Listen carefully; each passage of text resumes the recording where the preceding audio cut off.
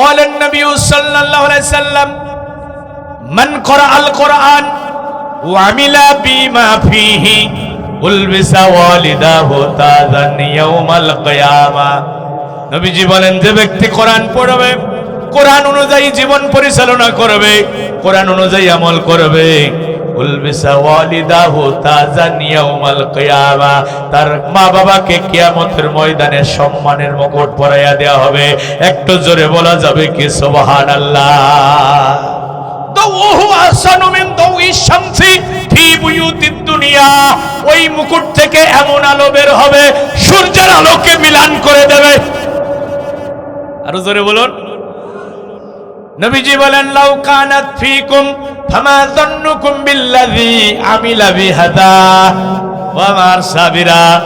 যে ব্যক্তি কোরআন পড়েছে এবং আমল করেছে, তার মা বাবাকে যদি এমন সম্মানের মুকুট পরানো হয়, তাহলে যে ব্যক্তি কোরআন পড়েছে এবং আমল করেছে, তার মর্যাদা আমার আল্লাহ কত বেশি বাড়িয়ে দেবে তোমরা কি কল্পনা করতে পারছো? একটু জোরে বলা যাবে কি সুবহানাল্লাহ? وشفعه من أشرة في أهل بيته كلهم قد وجبت له النار। নবীজি বলছেন, সে তার আহল পরিবার থেকে এমন 10 জনকে শাফায়াত করে করে জান্নাতে নিয়ে যাবে যাদের জন্য জাহান্নাম অবধারিত হয়ে গিয়েছিল। আরো জোরে বলেন না কেন? তাহলে সন্তানের মামলার আসামি হয়ে মা বাবা আসামির কাঠগড়ায়, আবার সন্তানের কারণে মা বাবার মাথায় সম্মানের মুকুট পরিয়ে দেওয়া হবে। সন্তান আহল পরিবার থেকে 10 জনকে শাফায়াত করে জান্নাতে নিয়ে যাবে। তাহলে এমন সন্তান চান কিনা আপনারা? আরে কথা বলেন না কেন? এখন মা হিসাবে, বাবা হিসাবে আপনার দায়িত্ব কি? আপনি ছেলেরে ডাক্তার বানান, ইঞ্জিনিয়ার বানান, ব্যারিস্টার বানান, ডিসি বানান, এসপি বানান, বিচারপতি বানান, আমার কোনো আপত্তি নাই। কারণ ইসলামের জন্য ডাক্তারের প্রয়োজন আছে না নাই? Doctor, engineer, barrister, DC, SP এগুলো ইসলামের জন্য বেশি প্রয়োজন। তবে ছেলেরে ডাক্তার, ইঞ্জিনিয়ার, ব্যারিস্টার বানানোর আগে কোরআনের মৌলিক জ্ঞান আপনাকে শিক্ষা দিতেই হবে, তা না হলে মুসিবতে পড়বে। ছেলে যখন আল্লাহর আদালতে দাঁড়াবে, বলবে আমার বাবা আমারে ডিসিএসপি বানানোর জন্য ফিজিক্স, কেমিস্ট্রি, বায়োলজি, ম্যাথমেটিক্স সব পড়িয়েছে, কিন্তু তোমার প্রিয় গোলাম বানানোর জন্য আমার বাবা তো আমারে কোরআন শিক্ষা দেয় নাই। এ ভাই শোনেন, একটা ছেলেকে অন্তত নুরানিটা কমপ্লিট করান। রাসূলের সব সাহাবীরা কি কোরআনের হাফেজ ছিল? সবাই কোরআনের হাফেজ হবে, আমি এটার পক্ষপাতিত্ব না। কারণ রাসূলুল্লাহর সব সাহাবীরা কোরআনের হাফেজ ছিল না, কিন্তু রাসূলের সব সাহাবীদের দ্বীনের মৌলিক জ্ঞান ছিল। আউযু বিল্লাহি মিনাশ শাইতানির রাজীম। বিসমিল্লাহির রাহমানির রাহিম। ইন্নাল্লাহা ওয়া মালাইকাতাহু ইউসাল্লুনা আলান নাবিয়্যি ইয়া আইয়ুহাল্লাযীনা আমানু সাল্লু আলাইহি ওয়া সাল্লিমু তাসলিমা। আল্লাহুম্মা সাল্লি আলা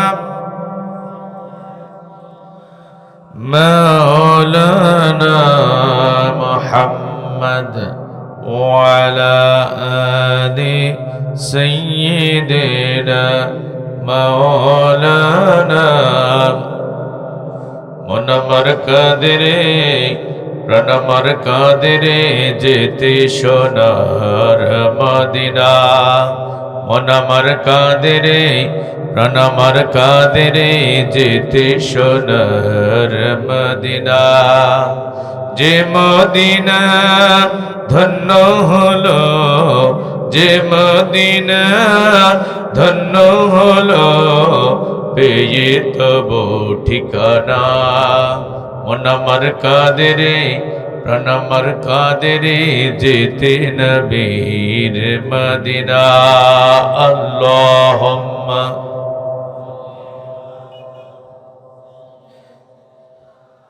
মাওলানা محمد وعلى آل سيدنا مولانا यूसुफ पे जुल्खा कदे सारा के दे से इब्राहिम तोरे यूसुफ पे जुल्खा कदे सारा के दे से इब्राहिम तोरे शबानी शब रूप महान अल्लाह तुम्हें दिए से भोरे जा अमी करते चाই যা আমি ধরতে চাই মনে বাজে তাই মদিনা মদিনা মদিনা মদিনা মন আমার কাঁদে রে প্রাণ আমার কাঁদে রে যেতে নবীর মদিনা যে মদিনা ধন্য হলো যে মদিনা ধন্য হলো পেয়ে তবু ঠিকানা রব্বুল আমিন আমাদের সবাইকে মরণের আগে মদিনাতুল মুনাওয়ারায় যাওয়ার তৌফিক দিন আরো জোরে বলুন আল্লাহুম্মা আমিন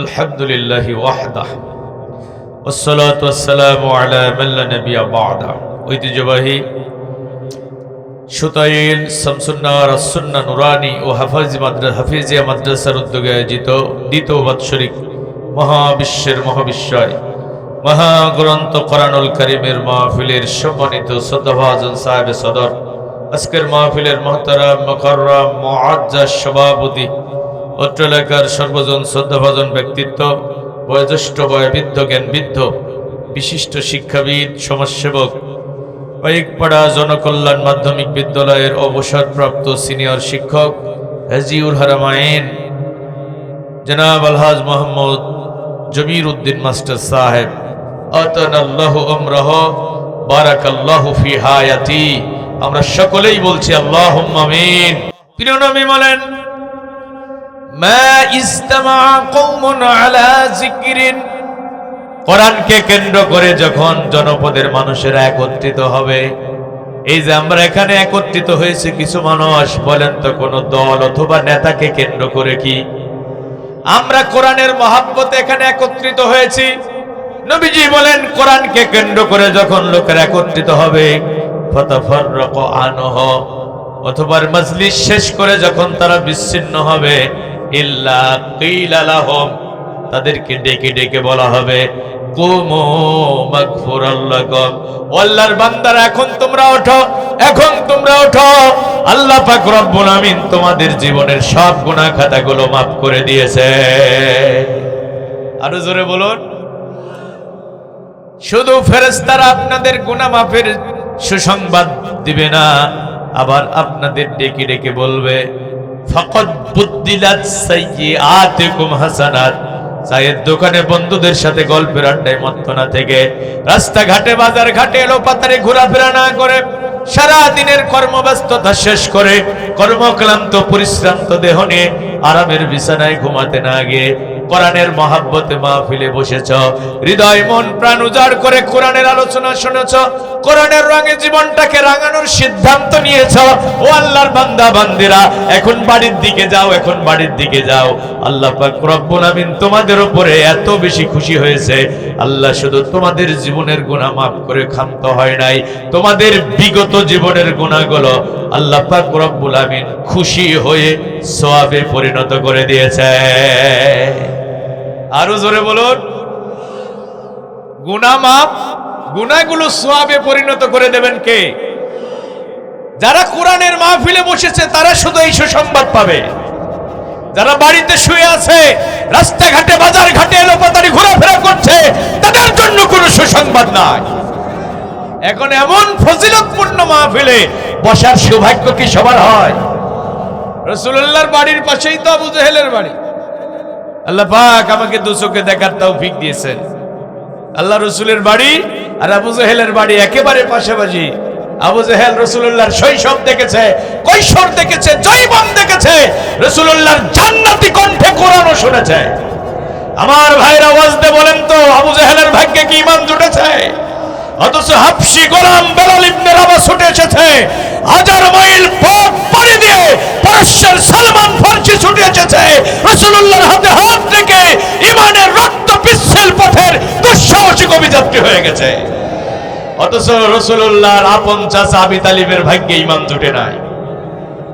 আমার জানা মতে এই সুতাইল গ্রামের অসংখ্য হতভাগা আল্লাহর বান্দা বান্দি আছে যারা মাহফিল আসতে পারে নাই, কিন্তু আশেপাশে গ্রাম থেকেও কিছু মানুষ আসছে কিনা? এই যে ভেদামারি থেকে আমার ভাইরা এসেছেন, আমাদের গ্রাম থেকে এসেছেন, এই গ্রামের মানুষগুলো যদি সব আসতো, এখানে কি জায়গার সংকলন হতো? কপাল পোড়া হতভাগা আসতে পারলো না। আমরা যারা আসতে পেরেছি, আমরা গুনাহ নিয়ে এসেছি, আমরা গুনাহগার হয়ে বাড়ি ফিরে যেতে চাই না। আমরা জীবনের গুনাহ মাপের সুসংবাদ নিয়ে নিষ্পাপ মাসুম বেগুনাহ হয়ে বাড়ি ফিরে যেতে চাই।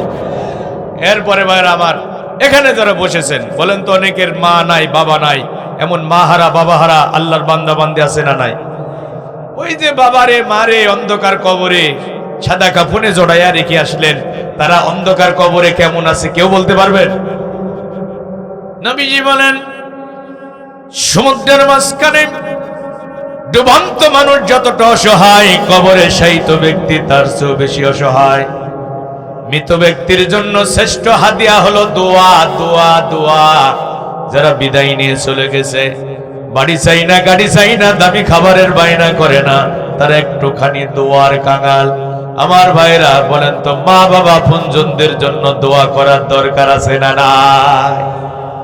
আজকের এই জান্নাতের বাগান থেকে আমরা আমাদের মা বাবা আপনজনদের জন্য কলিজা ভরে দোয়া করব। আল্লাহকে বলবো, আল্লাহ আজকে আমাদের মা বাবাকে মাফ করে দেয়া লাগবে, আমাদেরকেও ক্ষমা করে দেয়া লাগবে।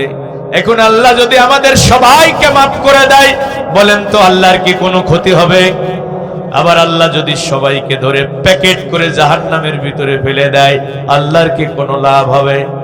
লাভও হবে না, ক্ষতিও হবে না। বরং আমার আল্লাহ বলেন, উদউনি আস্তাজিব লাকুম।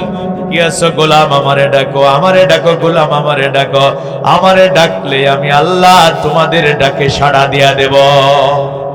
ইয়া ইবনা আদম, ও আদমের সন্তানেরা, কত গুনাহ তুমি করেছো। লাউ বালাগাত যুনুবুকা আনাস সামাই সুম্মা ইস্তাগফারতানি গফারতু লাক আলা মা কানা মিনকা ওয়ালা উবালি। তুমি গুনাহ করেছো, তোমার গুনাহ যদি দুনিয়ার সীমানা পেরিয়ে আমার আকাশকে স্পর্শ করে, এই অবস্থায় যদি গোলাম তুমি আমার কাছে ক্ষমা চাও, আমি তোমার রব বলছি, আদমের সন্তানেরা শুনে নাও, তোমাকে ক্ষমা করে দেয়া হবে। আলা মা কানা মিনকা, তোমার অবস্থা কি এটা তো আমি দেখব না। ওয়ালা উবালি, আর তোমাকে ক্ষমা করতে গিয়ে আমি দুনিয়ার কারো পরোয়া করব না। এ ওয়াদা কার? তাহলে ভাইরা আমার, আমরা আমাদের মা বাবা আপনজনদেরকে যারা হারায় ফেলেছি, তাদের জন্য এই জান্নাতি মাহফিল থেকে দোয়া করব। নিজেরা গুনাহ করেছি, ক্ষমা চাইবো কার কাছে? আল্লাহ বলছে, আমারে ডাকলেই তোমাদের ডাকে সাড়া দেব। ওয়াদা কার? তাহলে শেষ মোনাজাত করে আমরা আমাদের গন্তব্যে ফিরে যাব ইনশাআল্লাহ। এই যে আপনারা আসছেন, কত সৌভাগ্যবান। আহারে, ফেরেশতারা, রহমতের ফেরেশতারা আপনাদের কদমে তাদের ডানা বিছিয়ে দিয়েছে। এই বিষয়ে হাদিস আছে না নাই? কোরআন শোনার জন্য, কোরআনের জ্ঞান অর্জন করার জন্য মানুষেরা যখন রাস্তা দিয়ে হাঁটে, রহমতের ফেরেশতারা তাদের জন্য ডানা বিছিয়ে দেয়। আপনাদের কদমের নিচে তাদের ডানা বিছিয়ে দিয়েছে। এই সৌভাগ্য কি সবার হয়? ভাইরা আমার, আমি প্রয়োজনীয় কিছু কথা আপনাদেরকে বলবো, খুব হৃদয় দিয়ে কথাগুলো উপলব্ধি করার চেষ্টা করবেন। দুনিয়াতে সবাই জিততে চায়, কথা বলেন, কেউ হারতে চায়? সবাই জিততে চায়, কিন্তু হাসরের ময়দানে চিত্রটা হবে পুরা উল্টা। সেখানে সবাই বাঁচতে চাইবে, দুনিয়াতে সবাই জিততে চায়। আমার কথাগুলো বোঝেন, দুনিয়াতে সবাই জিতার জন্য যা করার দরকার তাই সে করতে রাজি আছে। বিগত দিনে আমরা দেখলাম, জিতার জন্য লেডি ফেরাউন আর তার দোসররা দিনের ভোট রাতের বেলা মেরে নিল। কিনেছে না, নিছে না? জিতার জন্য কত ফন্দি, কত ষড়যন্ত্র, কত পরিকল্পনা। সবাই জিততে চায়। দেখেন, হাজী সাহেব লাউটা বাজারে বিক্রি করার জন্য নিয়ে গেছে। লাউয়ের মাঝখানে একটা ফুটা আছে, ফুটা বাসটা কিন্তু সামনে রাখে না, ঘুরাইয়া পিছন দিকে রাখে। সামনে কেন রাখে না? যদি ফুটা বাসটা সামনে থাকে ক্রেতা দাম কম দেবে, বেশি দাম পাওয়া যাবে। দাম একটু বেশি পাওয়ার জন্য ওই যে ফুটা বাসটা ঘুরাইয়া রাখলো। গাভীটা বিক্রি করতে যাবে, গাভীর মালিক 2 দিন 3 দিন 4 দিন দুধ দহন করে না, উলানটা একটু বড় করে ভালো ভালো খাবার খাওয়াইয়া বাজারে নিয়ে যায়। কেন সে এই ফন্দি করল? কারণ উলানটা যদি বড় হয় সে বুঝাতে চাইবে আমার গাভী কিন্তু অনেক দুধ দেয়, দাম একটু বেশি পাওয়া যাবে, এই আশায় সে উলানটা বড় করে বাজারে নিয়ে যায়। কথা বলুন ঠিক কিনা? এমনি করে ভাইরা আমার, সবাই দুনিয়াতে জিততে চায়, কিন্তু হাসরের ময়দানে চিত্র হবে পুরা উল্টা। ওই দিন সবাই বাঁচতে চাইবে, বাঁচতে চাইবে, এত বিভীষিকাময় হবে দিনটা। বাঁচার জন্য ওই দিন মানুষেরা কলিজার টুকরা সন্তানকে মুক্তিপণ হিসাবে দিতে চাইবে। বাঁচার জন্য স্বামী স্ত্রীকে মুক্তিপণ হিসাবে দিতে চাইবে, বাবা ছেলেকে মুক্তিপণ হিসাবে দিতে চাইবে। আরে যে দলটা আপনি হৃদয় দিয়ে ভালোবাসেন, জীবন জৈবন যে দলের পিছনে আপনি কোরবানি করে দিলেন, মানুষেরা বাঁচার জন্য ওই দলের নেতা কর্মীদেরকে মুক্তিপণ হিসাবে দিতে চাইবে। তারপরে যে কোনো মূল্যে সে বাঁচার চেষ্টা করবে। কোরআনুল কারীমে আল্লাহ পাক রব্বুল আমিন বলেন, ইয়াওয়াদ্দুল মুজরিমু লাউ ইয়াফতাদি মিন আযাবি ইয়াউমিইযিম বিবানি ওয়া সাহিবাতিহি ওয়া আখি ওয়া ফাসিলাতিহি আল্লাতী তুওয়ি। ওই দিন জালেমেরা বাঁচার জন্য, মুক্তির জন্য তাদের সন্তান আদিকে বিনিময় হিসাবে দিতে চাইবে। ও সাহিবাতিহি ওয়া আখি, তাদের স্ত্রী এবং ভাইকে মুক্তিপণ হিসাবে দিতে চাইবে। ও ফাসিলাতিহি আল্লাতী তুওয়ি, যে গোষ্ঠী তাকে আশ্রয় দিত ওই গোষ্ঠীকে সে মুক্তিপণ হিসাবে দিতে চাইবে। এরপর আল্লাহ বলছেন, ওয়ামান ফিল আরদি জামিআ, তাকে যদি সারা দুনিয়ার সম্পদের মালিক বানায়া দেয়া হয়, সমস্ত সম্পদ আল্লাহরে মুক্তিপণ হিসাবে দিয়ে হলো ওই দিন জাহান্নামের আগুন থেকে বাঁচার জন্য অপরাধীরা চেষ্টা করবে। এ ঘোষণা কার? আচ্ছা, আল্লাহর কথা কি মিথ্যা হতে পারে? কোরআনুল কারীমের সূরা মারিজের এই আয়াতগুলো আমাকে দারুণ ভাবে বিস্মিত করেছে। কোরআনুল কারীমের ৭০ নম্বর সূরা 11 নম্বর আয়াত থেকে পড়ে দেখেন। এরপর আল্লাহ বলছে, ওয়ালা ইয়াসআলু হামিমুন হামিমা, ওই দিন নিকটতম বন্ধু বন্ধুর পরিচয় দেবে না। ইয়াউমা ইয়াফিরুল মারউ মিন আখি উম্মিহি ওয়া আবি ওয়া সাহিবাতিহি ওয়া আখি। সূরা আবাসার ভিতরে আল্লাহ বলছেন, ওই দিন মানুষ তার মা তার সন্তান থেকে পলায়ন করবে, পিতা পুত্র থেকে পলায়ন করবে, ভাই ভাইয়ের থেকে পলায়ন করবে, স্বামী স্ত্রীর থেকে পলায়ন করবে। নিকটতম বন্ধু বন্ধুর পরিচয় দেবে না, নেতা তার দলীয় কর্মীর পরিচয় দেবে না।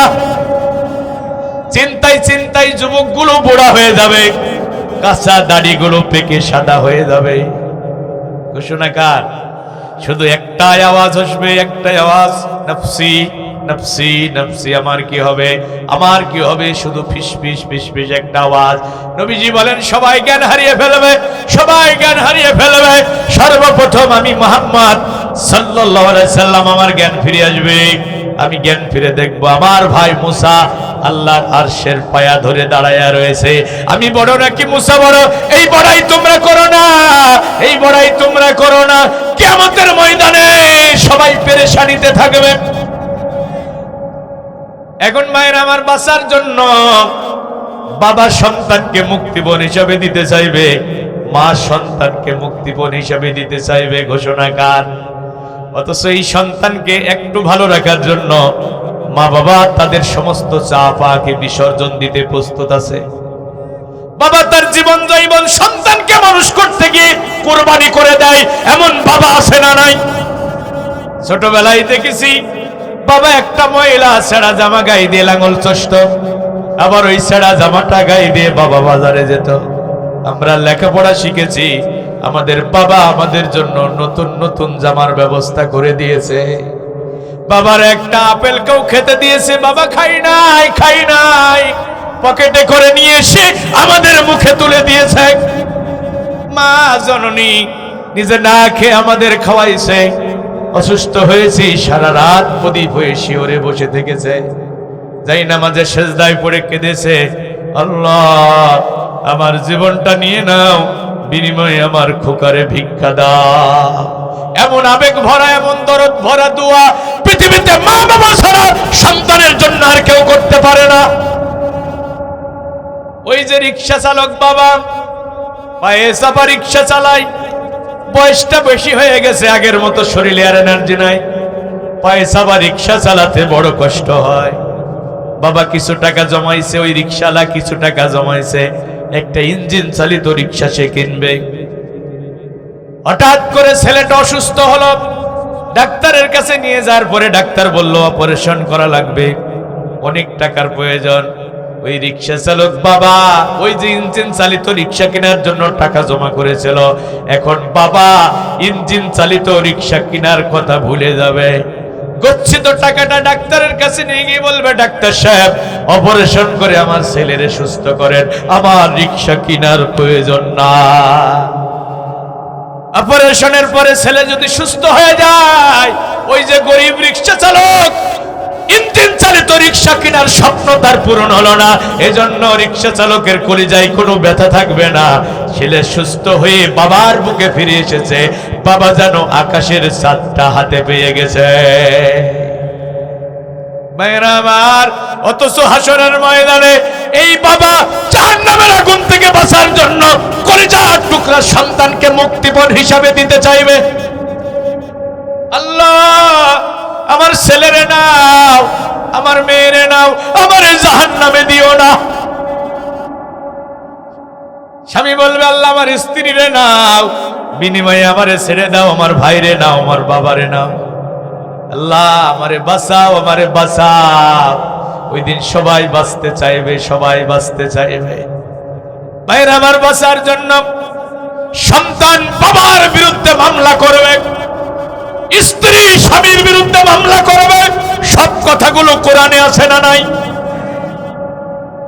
ও আমার ভাইয়েরা, কোরআনুল কারীম আল্লাহ বলছে, শোনো, ইয়া আইয়ুহাল্লাযীনা আমানু ইন্না মিন আজওয়াজিকুম ওয়া আওলাদিকুম আদুওয়াল লাকুম ফাহযারুহুম।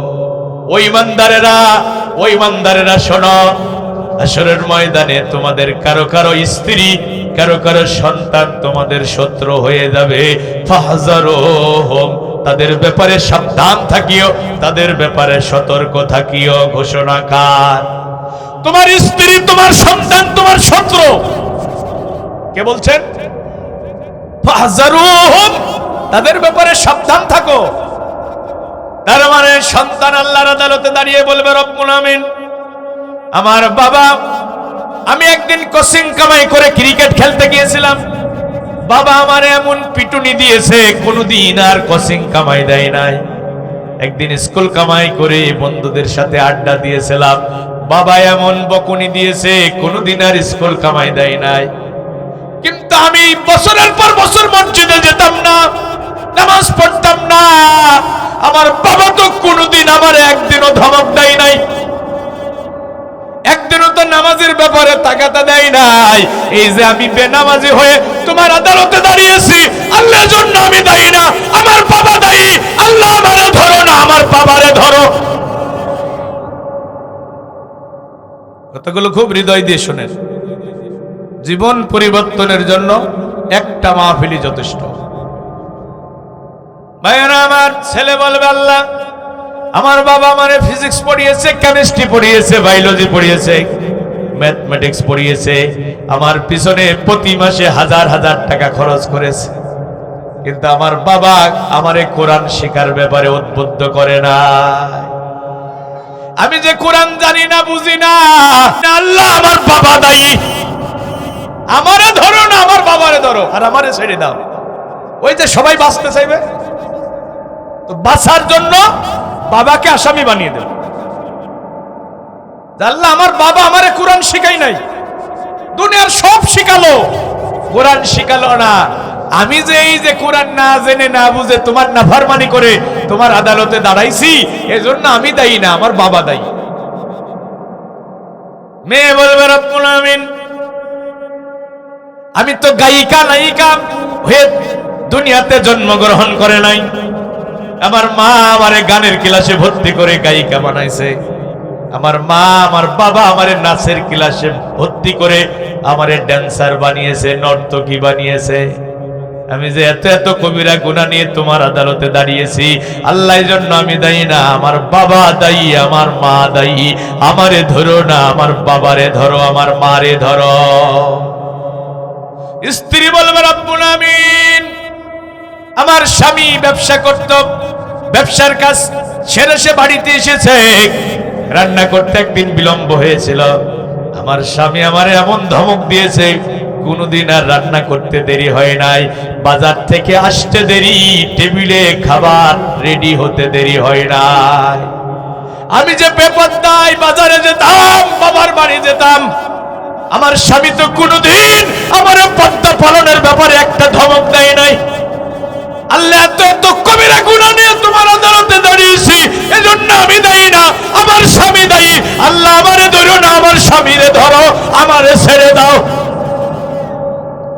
কর্মী বলবে রব্বুল আমিন, এই যে এত এত গুনাহ নিয়ে জালিমের কাতারে তোমার আদালতে দাঁড়িয়েছে, এজন্য আমি দায়ী না, আমার নেতা দায়ী।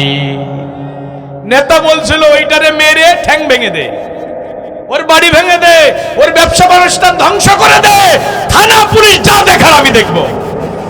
নেতা আমার হাতে একটা 500 টাকার নোট দিয়েছিল, ওইটার মায়ায় পড়ে আমি ওরে মারছি, ওরে ধরছি, ওর ঘর ভাঙছি, ওর ব্যবসা প্রতিষ্ঠান ধ্বংস করছি, ওর নামে তালিকা করে পুলিশের হাতে দিয়েছি। আল্লাহ আমারে ধরো না, আমার নেতারে ধরো। সব কথা কোরআনে আছে না নাই? আরে ভাই, দলিল ছাড়া আমি কথা বলবো না, আল্লাহ কোরআনে স্পষ্ট বলে দিয়েছে। কোরআনুল কারীমে আল্লাহ বলছেন, ওই দিন লোকেরা বলবে, ও ক্বালু রব্বানা ইন্না আতআনা সাদাতানা ওয়া কুবরানা ফাআদাল্লুনা সাবিলা। রব্বুল আমিন আমাদের এই বাবা, আমাদের এই স্বামী, আমাদের এই নেতা, আমাদের এই বড় ভাইরা আমাদেরকে পথভ্রষ্ট করেছে। আমরা যে তোমার পথে চলতে পারি নাই, তোমার গোলাম হিসাবে আজকে তোমার আদালতে দাঁড়াতে পারি নাই, এজন্য আমার বাবা দায়ী, আমার স্বামী দায়ী, আমার নেতা দায়ী। এরা আমাদেরকে পথভ্রষ্ট করেছে। এখন কি হবে? তারা বলবে, রব্বানা আতিহিম দিফাইনি মিনাল আযাবি ওয়াল আনহুম লানান কাবীরা। সূরা আহজাব। আল্লাহ আমার বাবাকে, আমার এই নেতাকে, আমার এই বড় ভাইকে, আমার এই স্বামীকে আজকে দ্বিগুণ দ্বিগুণ শাস্তি দাও। ওয়াল আনহুম লানান কাবীরা, আর এদের উপরে তোমার লানত বর্ষণ করো। ছেলে মেয়ে বাবাকে লানত দেবে, স্ত্রী স্বামীকে লানত দেবে, এরপরে কর্মীরা নেতাকে লানত দেবে। এরপরে যখন আর বাঁচার কোনো উপায় নাই, এবার তারা কি বলবে শোনেন। وقال الذين كفروا ربنا أرنا الذين يضلون من الجن والإنس نجعلهما تحت أقدامنا ليكونا من الأسفلين। আল্লাহ আমাদের বাবা কোথায়, আমাদের স্বামী কোথায়, আমাদের নেতাগুলো কই? আজকে আমাদের সামনে হাজির করা হোক। জাহান্নামে এমনি এমনি যাব না, ওই নেতার বুকের উপরে পা দেব, ওই বাবার বুকের উপরে পা দেব, ওই স্বামীর বুকের উপরে পা দেব, পদদলিত করে তারপরে জাহান্নামে দেব। আমার ভাইরা, আপনারা কেমন পরিস্থিতির সম্মুখীন হতে চান? আপনারা কি আপনাদের সন্তানদের মামলার আসামি হতে চান? আপনারা কি আপনাদের স্ত্রীদের মামলার আসামি হতে চান? তাহলে কি করবেন দেখেন, একদিকে সন্তানের মামলার আসামি হয়ে বাবা আসামির কাঠগড়ায়, এর একদিকে সন্তানের কারণে মা বাবার মাথায় আল্লাহ নূরের মুকুট পরিয়ে দেবে। সুবহানাল্লাহ বলবেন না? সন্তানের মামলার আসামি হয়ে মা বাবা আসামির কাঠগড়ায়, আবার সন্তানের কারণে মা বাবার মাথায় আল্লাহ সম্মানের মুকুট পরিয়ে দেবে। যারা বলুন সুবহানাল্লাহ। দলিল قال النبي صلى الله عليه وسلم من قرأ القرآن وعمل بما فيه ألبس والداه تاجا يوم القيامة। নবীজি বলেন, যে ব্যক্তি কোরআন পড়বে, কোরআন অনুযায়ী জীবন পরিচালনা করবে, কোরআন অনুযায়ী আমল করবে, উলবিসা ওয়ালিদাহু তাজান ইয়াউমাল কিয়ামা, তার মা বাবাকে কিয়ামতের ময়দানে সম্মানের মুকুট পরাইয়া দেওয়া হবে। একটু জোরে বলা যাবে কি সুবহানাল্লাহ? দাওহু আহসানু মিন দাওই শামসি ফি বুয়ুতিদ দুনিয়া, ওই মুকুট থেকে এমন আলো বের হবে সূর্যের আলোকে মিলান করে দেবে। আরো জোরে বলুন। নবীজি বলেন, লাউ কানাত ফীকুম ফামা যান্নুকুম বিল্লাযী আমিলা বিহাদা ওয়া মার সাবিরা। যে ব্যক্তি কোরআন পড়েছে এবং আমল করেছে, তার মা বাবাকে যদি এমন সম্মানের মুকুট পরানো হয়, তাহলে যে ব্যক্তি কোরআন পড়েছে এবং আমল করেছে, তার মর্যাদা আমার আল্লাহ কত বেশি বাড়িয়ে দেবে তোমরা কি কল্পনা করতে পারছো? একটু জোরে বলা যাবে কি সুবহানাল্লাহ? وشفعه من أشرة في أهل بيته كلهم قد وجبت له النار। নবীজি বলছেন, সে তার আহল পরিবার থেকে এমন 10 জনকে শাফায়াত করে করে জান্নাতে নিয়ে যাবে যাদের জন্য জাহান্নাম অবধারিত হয়ে গিয়েছিল। আরো জোরে বলেন না কেন? তাহলে সন্তানের মামলার আসামি হয়ে মা বাবা আসামির কাঠগড়ায়, আবার সন্তানের কারণে মা বাবার মাথায় সম্মানের মুকুট পরিয়ে দেওয়া হবে। সন্তান আহল পরিবার থেকে 10 জনকে শাফায়াত করে জান্নাতে নিয়ে যাবে। তাহলে এমন সন্তান চান কিনা আপনারা? আরে কথা বলেন না কেন? এখন মা হিসাবে, বাবা হিসাবে আপনার দায়িত্ব কি? আপনি ছেলেরে ডাক্তার বানান, ইঞ্জিনিয়ার বানান, ব্যারিস্টার বানান, ডিসি বানান, এসপি বানান, বিচারপতি বানান, আমার কোনো আপত্তি নাই। কারণ ইসলামের জন্য ডাক্তারের প্রয়োজন আছে না নাই? Doctor, engineer, barrister, DC, SP এগুলো ইসলামের জন্য বেশি প্রয়োজন। তবে ছেলেরে ডাক্তার, ইঞ্জিনিয়ার, ব্যারিস্টার বানানোর আগে কোরআনের মৌলিক জ্ঞান আপনাকে শিক্ষা দিতেই হবে, তা না হলে মুসিবতে পড়বে। ছেলে যখন আল্লাহর আদালতে দাঁড়াবে, বলবে আমার বাবা আমারে ডিসিএসপি বানানোর জন্য ফিজিক্স, কেমিস্ট্রি, বায়োলজি, ম্যাথমেটিক্স সব পড়িয়েছে, কিন্তু তোমার প্রিয় গোলাম বানানোর জন্য আমার বাবা তো আমারে কোরআন শিক্ষা দেয় নাই। এ ভাই শোনেন, একটা ছেলেকে অন্তত নুরানিটা কমপ্লিট করান। রাসূলের সব সাহাবীরা কি কোরআনের হাফেজ ছিল? সবাই কোরআনের হাফেজ হবে, আমি এটার পক্ষপাতিত্ব না। কারণ রাসূলুল্লাহর সব সাহাবীরা কোরআনের হাফেজ ছিল না, কিন্তু রাসূলের সব সাহাবীদের দ্বীনের মৌলিক জ্ঞান ছিল। ভাইরা আমার শোনেন, শোনেন, যে ছেলেটা খুব বেশি মেধাবী তারে কোরআনের হাফেজ বানাবেন। কিন্তু আমাদের দেশে পুরা উল্টা, যেটা একেবারে চোখে কম দেখে, হাতে শক্তি কম, পায়ে শক্তি কম, এইটারে নিয়ে গিয়ে হেফজখানায় ভর্তি করে। ওর মেধা কম, ওরে আপনি কেন কোরআনের হাফেজ বানাবেন? আরে কোরআন শিখা যত কঠিন, মুখস্থ করা যত কঠিন, ধরে রাখা তার চেয়ে অনেক বেশি কঠিন। আরে হাজার হাজার হাফেজের ইয়াদ নাই, মুখস্থ করার পরে ভুলে গেছে। আমি হাজার হাজার দেখাতে পারবো। 500 জনে 1-2 জন ইয়াদ রাখতে পারে। এই জন্য সবচেয়ে মেধাবীটারে কোরআনের হাফেজ বানাবেন, কোরআনের আলেম বানাবেন। ভাইরা আমার শোনেন, শোনেন, একটা ছেলে যদি নুরানি কমপ্লিট করতে পারে, হাফেজ যদি না হতে পারে, নুরানিটা কমপ্লিট করতে পারে যদি, তাহলে অন্তত পক্ষে সে ডাক্তার হবে, ইঞ্জিনিয়ার হবে, ব্যারিস্টার হবে। আপনি মারা গেলে আপনার জানাজার নামাজে ইমামতি করতে পারবে। একটা ছেলে যদি নুরানি কমপ্লিট করতে পারে, আরে 40টা হাদিস সে 1200 বলতে পারে।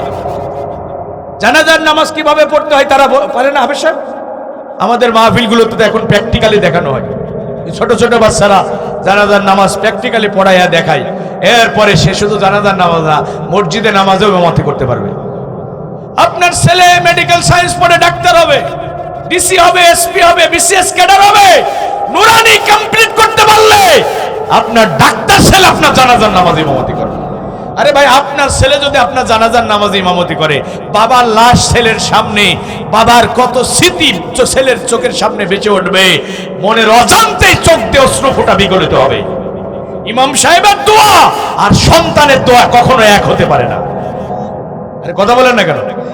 আপনার সন্তান আপনার জন্য যে আবেগ দিয়ে দোয়া করবে, মসজিদের ইমামের দোয়ার ভিতরে কি সেই আবেগ আসবে ভাই? সে তো আপনারা চেনেও না, জানেও না, আর আপনার কলিজার টুকরা সন্তান চাই নামাজে বসে আপনার জন্য দোয়া করবে। রাসূলুল্লাহ বলছে, মানুষ মরে যায়, সব আমল বন্ধ হয়ে যায়। ইজা মাতাল ইনসান ইনকাতা আনহু আমালুহু ইল্লা মিন সালাসা, তার তিনটা আমল জারি থাকে। কয়টা? যদি নেককার সন্তান সে রেখে যায়, ওই নেক সন্তান তার জন্য দোয়া করবে, বাবা কবরে শুয়ে শুয়ে সওয়াবের হাদিয়া পেতে থাকবে। জান্নাতের ভিতরে একজনের মর্যাদা বাড়িয়ে দেওয়া হবে, সে বলবে আমার মর্যাদা কোন আমলের কারণে বাড়ানো হলো? ফেরেশতারা বলবে, ওই যে তোমার নেককার সন্তান তোমার জন্য দোয়া করেছে, তোমার সন্তানের দোয়ার কারণে তোমার মর্যাদা আল্লাহ বাড়িয়ে দিয়েছে। সুবহানাল্লাহ, জোরে বলবেন না? আমাদের এলাকায় দ্বীনি প্রতিষ্ঠান ছিল না। আমি আমার জিহাদ ভাইকে কলিজার সবটুকুন আবেগ দিয়ে মোবারকবাদ জানাই যে তিনি এখানে দ্বীনি প্রতিষ্ঠান তৈরি করেছেন।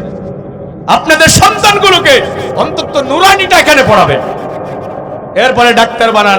ছেলে যদি ডাক্তার হয় আর ওর বুকে যদি কোরআন থাকে, ও তো কসাই ডাক্তার হবে না, ও হবে মানবিক ডাক্তার। আরে কথা বলেন না কেন? এখন দেখবেন ডাক্তারদের অবস্থা কি, যদি গর্ভবতী কোনো মহিলা ডাক্তারের কাছে যায়, চোখ কান বুঝে কয়, একটা কথাই বক্তব্য, একটাই ডায়লগ, পজিশন ভালো না, সিজার করা লাগবে, যত দ্রুত সম্ভব সিজার করে ফেলেন। আরে কথা বলেন না কেন? ওই ডাক্তারের বুকে যদি কোরআন থাকতো, সে কখনো এই রকম রোগী নিয়ে বাণিজ্য করতো না। কথা বলেন না কেন? এরপরে দেখবেন ডাক্তারের কাছে গেলেই একেবারে চোখ বন্ধ করে 10-12টা টেস্ট লিখে দেয়, যেটা প্রয়োজন সেটাও দেয়, যেটা প্রয়োজন না সেটাও দেয়। কথা বলেন না কেন? একজন ইঞ্জিনিয়ার যদি তার বুকে কোরআন থাকে, সে রডের বদলে বাঁশ দিতে পারবে না। কথা বলেন না কেন? ভাইরা আমার, এই জন্য বাবা হিসাবে আপনার দায়িত্ব হলো ছেলে মেয়েকে দ্বীনের মৌলিক জ্ঞান শিক্ষা দেয়া। তা না হলে এই সন্তান কিন্তু আল্লাহর আদালতে আপনার বিরুদ্ধে মামলা করে আপনার আসামি বানাইয়া দেবে। তা আমরা কি সন্তানের মামলার আসামি হতে চাই? তাহলে আজকে থেকে সিদ্ধান্ত নেবেন, ছেলে মেয়েগুলোরে নামাজের ব্যাপারে তাগাদা দেবেন, কোরআন শেখার ব্যাপারে তাগাদা দেবেন। ভাইরা আমার, স্ত্রীকে পর্দার ব্যাপারে বলবেন। হযরত লুকমান, তিনি নবীও না, রাসূলও না, এই কোরআনে হযরত লুকমানের নামে একটা সূরা আছে না নাই? হযরত লুকমানের নামে আল্লাহ একটা সূরা নাজিল করলেন। হযরত লুকমান তার ছেলেকে কাছে ডেকে কিছু নসিহত করেছিলেন, আল্লাহর কাছে এত পছন্দ হলো, তিনি হযরত লুকমানের নামে একটা সূরা নাজিল করলেন। আবার ওই সূরার ভিতরে হযরত লুকমানের নসিহতগুলো কোট করে আমাদের জানিয়ে দিলেন। তার মানে কি বুঝাতে চাইলেন আল্লাহ?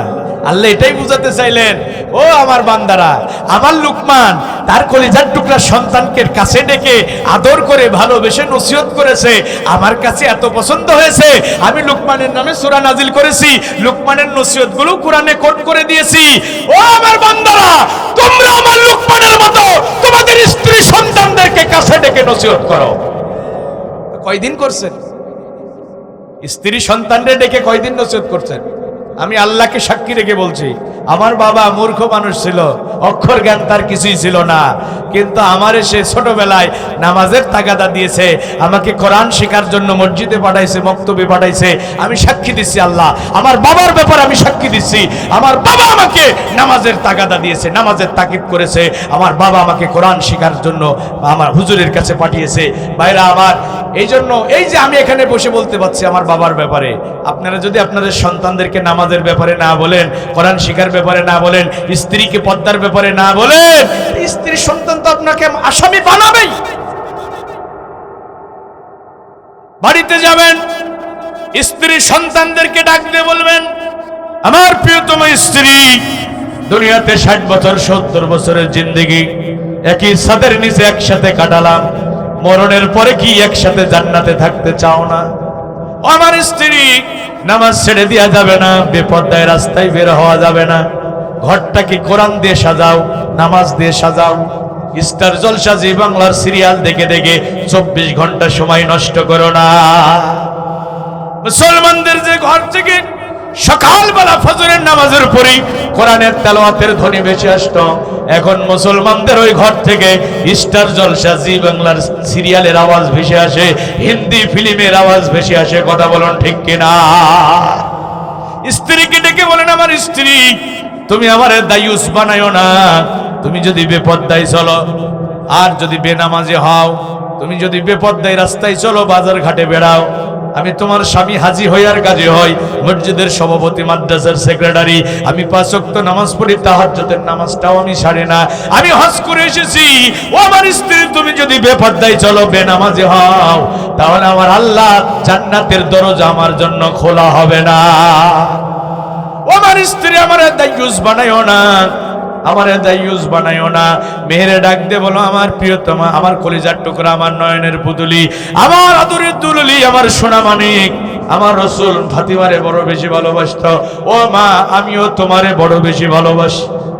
ও মা, তুমি আমার দায়ুস বানায়ো না। তুমি যদি বেপরদায় রাস্তায় চলাফেরা করো, বাজারে যাও, বয়ফ্রেন্ডের সাথে পার্কে ঘোরাফেরা করো, আমি তোমার বাবা দায়ুস হয়ে যাব। নবী আমার বলেন, দায়ুস লা ইয়াদখুলুল জান্নাহ, কোন দায়ুস আল্লাহর জান্নাতে যেতে পারবে না। মারে, আমারে দায়ুস বানাস না। আমি তোর মা, তোর বাবা একসাথে দুনিয়াতে যেমন একই ছাদের নিচে বসবাস করলাম, মরণের পরে চিরস্থায়ী জান্নাতে আমরা একসাথে থাকতে চাই। ছেলের এভাবে কাছে ডেকে বলেন, আমার কলিজার টুকরা সন্তান, লেখাপড়া যেমন ভালোভাবে করবা, নামাজটা তুমি ছেড়ে দিও না, তোমার রবের গোলামিটাও তুমি ভালোভাবে করবা। কি বাবা হিসাবে এটা বলার দায়িত্ব আছে না নাই? আরে কথা বলেন না কেন? তো কয়দিন বলেছেন আপনার সন্তানকে? ছেলে লেখাপড়া ঠিক মতো করছে কিনা প্রতিদিন খোঁজ নেন, তো ছেলে নামাজ পড়ছে কিনা একদিনও খোঁজ নেন না। অনেক বাবা আছে, অনেক জালেম বাবা আছে, ফজরের সময় নামাজে যায়, ছেলের পাটা লেপের বাইরে চলে গেছে, ছেলের হাতটা মশারির বাইরে চলে গেছে, আস্তে করে হাতটা মশারির ভিতরে ঢোকায়, পাটা লেপের ভিতরে ঢোকায়, অথচ ছেলের নামাজের জন্য ডাকে না। ভাই, আমি বাস্তব কিছু কথা বলছি, আছে না নাই? ওই ছেলে তোমার আসামি বানাবে না যে আমার বাবা নামাজে যেত, আমারে তো কোনদিন নামাজের দাওয়াত দেয় নাই। এ ভাই শোনেন, বিবেক দিয়ে কথাগুলো শোনেন। অনেক মা আছে, ছেলের সামনে পরীক্ষা, রোজা ফরজ রোজা, ওই বাবা তোর রোজা থাকার দরকার নাই, লেখাপড়ার ক্ষতি হবে। আছে না নাই? হ্যাঁ, ফরজ রোজা, লেখাপড়া ক্ষতি হবে, এই ভেবে তুমি ছেলেরে রোজা থেকে বিরত রাখলে তুমি মা, তুমি মা, তুমি মা নামের আসামি। তুমি বাবা নামাজে যাও, ছেলেরে নামাজের জন্য ডাকো না, বউরে নামাজের জন্য ডাকো না, তুমি বাবা না, বাবা নামের আসামি। খুব কষ্ট লাগছে আপনাদের কথাগুলো, এটাই বাস্তবতা। আপনারা কি এমন পরিস্থিতির সম্মুখীন হতে চান যে আপনাদের সন্তানেরা আপনাকে পদদলিত করে জাহান্নামে যাবে, এরকম পরিস্থিতির সম্মুখীন হতে চান? তাহলে কোরআনের ব্যাপারে সাবধান, কোরআন শেখান, কোরআন শেখান, ছেলে মেয়েরা কোরআন শেখান, কোরআন শেখানোর ব্যাপারে উদ্বুদ্ধ করেন। দেখেন, আমি আল্লাহর নামে কসম করে বলছি, এই কোরআনের ব্যাপারে প্রত্যেকটা বনি আদমকে জিজ্ঞাসা করা হবে, হবেই হবে, জিজ্ঞাসা করা হবে। ফাওয়ারাব্বিক ফাওয়ারাব্বিক লানাসআলান্নাহুম আজমাইন, তোমার রবের কসম, তোমার রবের কসম, এই কোরআনের ব্যাপারে প্রত্যেককে জিজ্ঞাসা করা হবে। হাইকোর্টের বিচারপতি, সুপ্রিম কোর্টের বিচারপতি, ও দেশের প্রধানমন্ত্রী, রাষ্ট্রপতি, ও গ্রামের দিনমজুর, রিক্সা চালক, শোনো, কেউ বাদ যাবে না, প্রত্যেককে কোরআনের ব্যাপারে জিজ্ঞাসা করা হবে। ঘোষণা কার? লামে তাকিদ নুনে সাকিলা, আরবি ভাষায় বক্তব্যের গুরুত্ব তুলে ধরার জন্য লামে তাকিদ নুনে সাকিলা ব্যবহার করা হয়। ফাওয়ারাব্বিক, তোমার রবের কসম, লানাসআলান্নাহুম আজমাইন, এই কোরআনের ব্যাপারে তোমাদের প্রত্যেককে জিজ্ঞাসা করা হবে। এটা কে বলছেন? সূরা হিজরের শেষের দিকের আয়াত। আচ্ছা ভাই, কসম করছে কে? আর জোরে বলেন না কেন? আমার কসম আর আল্লাহর কসম কি এক? সাধারণ মানুষের কসম আর আল্লাহর কসম কি এক? আল্লাহ নিজে কসম করছে। এ আমার মা বোনেরা শোনো, এই কোরআনের ব্যাপারে প্রত্যেককে জিজ্ঞাসা করা হবে। তুমি ইংরেজি জানতে কিনা এটা জিজ্ঞাসা করা হবে না, তুমি বিজ্ঞান শিখছো কিনা এ ব্যাপারে সবাইকে জিজ্ঞাসা করা হবে না, কিন্তু কোরআনের ব্যাপারে সবাইকে জিজ্ঞাসা করা হবে। এবার ভালো করে শোনেন, তোমার টুপিটা গোল ছিল না লম্বা ছিল? পাঞ্জাবিটা বড় ছিল না ছোট ছিল? হ্যাঁ, তোমার চেহারা কালা ছিল না ঢলা ছিল? তুমি কোন গোষ্ঠীর ছেলে ছিলে, মন্ডল গোষ্ঠীর না চৌধুরী গোষ্ঠীর? এটা আল্লাহ জিজ্ঞাসা করবে না। আল্লাহ জিজ্ঞাসা করবে তুমি কোরআনের সাথে কি ব্যবহার করেছ। কি জবাব দেবেন আপনি? 60 বছর 70 বছরের জিন্দেগিতে কোরআন পড়লেন না, বুঝলেন না, কোরআনের মাহফিলে বসলেন না, কোরআনের আলোচনা যেখানে হয় সেখানেও গেলেন না, আবার দেখবেন মুখ ভেংসে ভেংসে কয় ও কোরআনের মাহফিলতে লাভ কি আছে না নাই? এক হাতে চায়ের কাপ, এক হাতে সিগারেট, কোনটা ছুঁয়ে কোনটাই টান মারবে, মিয়া ভাইয়ের মাথার কাজ করবে না। ওই কোরআনের মাহফিলতে লাভ কি? গান বাজনা হলে ওর মন খারাপ হয় না, বুঝেন না? গান বাজনা হলে ছেলেরা পিকনিক করলে মন খারাপ হয় না, ডিজে গান বাজায় ছেলেরা পিকনিক করে, কোনো মন খারাপ নাই। কোরআনের মাহফিল হলে চেহারার দিকে তাকানো যায় না, সমালোচনার ঝড় তোলে। আল্লাহ জিজ্ঞাসা করবে, এই আমার গোলাম, আমি কোরআন নাজিল করছিলাম, 1 নম্বরে আমি অর্ডার করেছিলাম ইকরা বিসমি রাব্বিকাল্লাযী খলাক, read by the name of Allah who has created you. পড়ো তোমার প্রভুর নামে যিনি তোমাকে সৃষ্টি করেছেন। এটা আল্লাহ পাকের এক নম্বর অর্ডার। কয় নম্বর অর্ডার?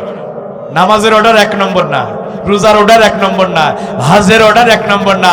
আরে নামাজ তো আসছে নবিয়তের দ্বাদশতম বছরে, রোজা আসছে মদিনায় যাওয়ার পরে, হজ মদিনায়, যাকাত ফরজ মদিনায়, পর্দার বিধান মদিনায়, মদ হারাম মদিনায়, কিসাসের বিধান মদিনায়, হজ এসেছে মদিনায়। অথচ 1 নম্বরে আল্লাহ জিবরিল আমিনের মাধ্যমে বিশ্ব নবীর কাছে ওহী করেছে কোরআনের জ্ঞান অর্জন করার জন্য। কোরআনের ব্যাপারে কি আচরণ করেছো? কি জবাব দেবেন?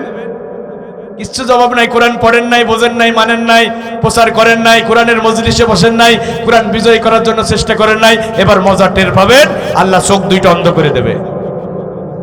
আমি একটা কথাও বানিয়ে বলবো না। সূরা তাহা, সূরা তাহা আল্লাহ বলছে, মান আরাদা আন যিকরি ফাইন্না লাহু মাঈশাতান দঙ্কা ওয়া নাহশুরুহু ইয়াওমাল কিয়ামাতি আমা। যারা কোরআন পড়বে না, বুঝবে না, কোরআন থেকে মুখ ফিরিয়ে নেবে, বাড়ি লাগি নাই কোরআনের মাহফিল হলো, হতভাগা কোরআনের মাহফিলে বসতে পারলো না। আল্লাহ বলছে দুনিয়ার জীবন সংকীর্ণ করে দেব। কোটি কোটি টাকার মালিক শান্তি পাবে না। ছেলেরে ডানে যেতে বলবে বামে যাবে, বউরে সামনে যেতে বলবে পিছনে যাবে, ডায়াবেটিসে ধরবে, চোখে কম দেখবে। ডাক্তার বলেছে রুটি রুটি আর কি খাবা? রুটি কলা, রুটি আর সুজি খাবা, তাও চিনি দিতে পারবা না। অথচ কোটি কোটি টাকার মালিক। কথা বলেন না কেন? দুনিয়ার জীবন সংকীর্ণ করে দেবে কে? আরে কোরআনের কথা কখনো মিথ্যা হতে পারে না। ও নাহশুরুহু ইয়াউমাল কিয়ামাতি আমা, আর কিয়ামতের ময়দানে ওরে আমি অন্ধ বানিয়ে দেব। আল্লাহর ডেকে বলবে রব্বুল আমিন, দুনিয়াতে দেখার জন্য দুটি সুন্দর চক্ষু দিয়েছিলেন, তোমার দেয়া চোখ দিয়ে তোমার সৃষ্টির কত অপরূপ নিদর্শন দেখেছি। আল্লাহ কেন আজকে আমাদের চোখ দুইটা অন্ধ করে দিলে? কি অপরাধ আমরা করেছি? আল্লাহ পাক রব্বুল আমিন বলবে, ক্বালা রাব্বি লিমা হাশারতানি আমা ওয়া ক্বাদ কুনতু বাসীরা। আল্লাহ কেন আমাদের চোখ অন্ধ করে দিলে? আল্লাহ বলবে, গোলাম রে, 60 বছর 70 বছরের জিন্দেগি তোরে আমি দান করেছিলাম। এই 60 বছর 70 বছরই দুনিয়ার সব দেখেছো আমার চোখ দিয়ে, আমার দেয়া চোখ দিয়ে স্টার জলসা জি বাংলার সিরিয়াল দেখেছো, আমার দেয়া চোখ দিয়ে সচিন টেন্ডুলকারের ক্রিকেট দেখেছো, আমার দেয়া চোখ দিয়ে লিওনেল মেসির ফুটবল দেখেছো, আমার দেয়া চোখ দিয়ে হলিউড ঢালিউড বলিউডের নায়ক নায়িকাদের সিনেমা দেখেছো। কিন্তু আমার দেয়া চোখ দিয়ে একটা দিন কোরআন খুলে দেখো নাই, এমন মুসলমান আছে না? না, দুনিয়াতে আমার কোরআন যেমনি করে তোমরা ভুলেছিলে, আমি আল্লাহ তোমাদের চোখ দুইটা অন্ধ করে দিয়ে তোমাদের ভুলে গেলাম। এই যে ভাই আল্লাহ যদি ভুলে যায় বাঁচাবে কে? বলবেন রসুল আছে, রসুল তো তার গুনাহগার উম্মতদেরকে শাফায়াত করে জান্নাতে নেবে। কিন্তু ব্যাপার হলো এই কোরআনে আল্লাহ একটা আয়াত নাজিল করে বলছেন যে রসুলও তাদের বিরুদ্ধে মামলা করবে। এটা কোনো কল্প কাহিনী না, এটা কোনো গীতি কথা না, পুঁথি কথা না, এটা কোরআন, এটা কোরআন। এই কথাগুলোর মধ্যে বিন্দু মাত্র সন্দেহের অবকাশ নাই। এগুলো আমার আপনার জীবনে ঘটবেই ঘটবে। বন্দুকের ট্যাগারে টিপ দিলে গুলি যেমন ফেরত আসে না, এই কথাগুলোর মধ্যে এই কথাগুলো যে বাস্তবায়ন হবে ঠিক এটার মধ্যে কোনো সন্দেহ নেই। ভালো করে শোনেন, আমরা তো কিসসা কাহিনীর পাগল। কোরআনে আছে কিনা হাদিসে আছে কিনা এটা দেখার দরকার নাই। একটা সুন্দর কিসসা কাহিনী যদি বক্তা একটু সুর দিয়ে বলে, কই ওয়াজ একটা হইছে আজকে, কই দারুণ ওয়াজ, কি ওয়াজ, কয় ঘন্টা, কয় 4 ঘন্টা, কি ওয়াজ হলো, কই এমন ওয়াজ হইছে যা কোরআনেও নাই হাদিসেও নাই। বক্তার তো অভাব নাই দেশে, একটু কণ্ঠ ভালো হলে আর মাথায় একটা গোল টুপি জুব্বা পরে একটু ড্রেস আপ ভালো করলেই ভালো বক্তা। এ ভাই শোনেন, একটা বক্তার আলোচনা মূল্যায়ন করবেন, সে আলোচনার ভিতরে কয়টা কোরআন আর হাদিসের দলিল পেশ করেছে। আমার এক চাচতো ভাই আমার একদিন বলতেছে, তোমরা ওয়াজ করো হুজুর, আর এই হুজুর দেখো তো কি সুন্দর ওয়াজ করছে। আমার একটু শোনাও তো। হুজুর ওয়াজ করতেছে ইমানদার সাপ আর বেঈমান সাপ, আছে না, আছে না? ইমানদার সাপ আর বেঈমান সাপের ওয়াজ আছে না? এই বক্তার ভিজিটও আবার কিন্তু কম না, 70-80 হাজার টাকা অগ্রিম দেয়া লাগে। আমি বললাম, ওখানে কি আল্লাহর কোনো কোরআনের আলেম ছিল না? ওই বেটা যখন ইমানদার সাপ আর বেঈমান সাপের ওয়াজ শুরু করলো, কেন পাশ থেকে তার হাতটা ধরে বললো না, থাম বেটা, এটা কোরআন বিরোধী ওয়াজ, এটা কোরআন বিরোধী ওয়াজ। দুনিয়ার কোন সাপ বেঈমান হবে না। বেঈমান হওয়ার সুযোগ আল্লাহ দুইটা জাতিকে দিয়েছে, একটা হলো জিন আর ইনসান। বাকি কোন মাখলুকের নাফরমানি করার সুযোগ আল্লাহ দেয় নাই। আফা গায়রা দীনিল্লাহি ইয়াবগুন ওয়া লাহু আসলামা মান ফিস সামাওয়াতি ওয়াল আরদ তাওআ ওয়া কারহা, তাওআ ওয়া কারহা। আকাশে যা আছে, জমিনে যা আছে, ইচ্ছায় অনিচ্ছায় সব আল্লাহর গোলামি করছে। ইচ্ছায় অনিচ্ছায় তাদের নাফরমানি করার সুযোগ নাই। কোন সাপ আল্লাহর নাফরমানি করতে পারে না, কোন পশু পাখি আল্লাহর নাফরমানি করতে পারে না। নাফরমানি করার সুযোগ আল্লাহ দিয়েছে মানুষ আর জিনকে। জান্নাত জাহান্নামের জন্য মানুষ আর জিনের জন্য, বাকি মাখলুকরা কেউ জান্নাত পাবে না, কারণ তাদের তো গুনাহ করার সুযোগই নাই। আমি বললাম, ওই বক্তার হাত চেপে কেন ধরলো না যে বেটা থাম, কোরআন থেকে ওয়াজ কর। যেমন শ্রোতা তেমন বক্তা। আর আমরা যারা কোরআনের কথা বলি দলিল দিয়ে, আমাদের কথা অনেকের মাথায় ঢোকে না। ভাইরা আমার, এই যে কোরআনের আয়াত তেলাওয়াত করে করে বলবো, প্রতিটা হরফে চলে যাবে। আকাশের জগৎ থেকে বৃষ্টির মতো রহমতের বারিধারা বর্ষণ হবে। وقال الرسول يا ربي, এই কোরআন খুলে দেখেন সূরা ফুরকানের 25 নম্বর আয়াত, 25 নম্বর সূরা 30 নম্বর আয়াত খুলে দেখেন, বাড়িতে গিয়ে বাংলা তরজমা কোরআন খুলে দেখো যুবকেরা। وقال الرسول يا ربي ان قوم اتخذوا هذا القرآن مهجورا, রাসূল বলবে রব্বুল আমিন আমার মরণের পরে আমার উম্মতেরা কোরআনকে পরিত্যক্ত রেখেছিল। যারা কোরআন পড়ে নাই, বুঝে নাই, কোরআনের মাহফিলে বসে নাই, আমি আল্লাহ আজকে আমি তোমার এই বান্দাদের বিরুদ্ধে তোমার আদালতে মামলা দায়ের করলাম। এখন রাসূল যদি মামলা করে আর বাঁচার উপায় আছে? এবার কোরআনও মামলা করবে, কোরআনও মামলা করবে। ইয়াকুলুল কোরআন, কোরআন বলবে ইয়া রাব্বাল আলামিন ইন্না কওমি ইত্তাখাযু হাযাল কোরআনা মাহজুরা। রব্বুল আমিন তোমার ওই বান্দা, কোরআন বলবে ইয়াকুলুল কোরআন ইয়া রাব্বাল আলামিন ইন্না আবদাকা ইত্তাখাযানি, ইন্না আবদাকা হাযা ইত্তাখাযানি মাহজুরা।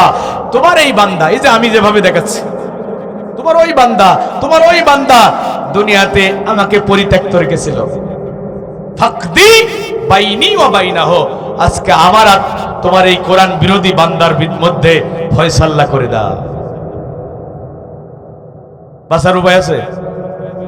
আল্লাহ চোখ অন্ধ করে দিয়েছে, রাসূল মামলা করলো, কোরআন মামলা করলো, আর বাঁচার উপায় আছে?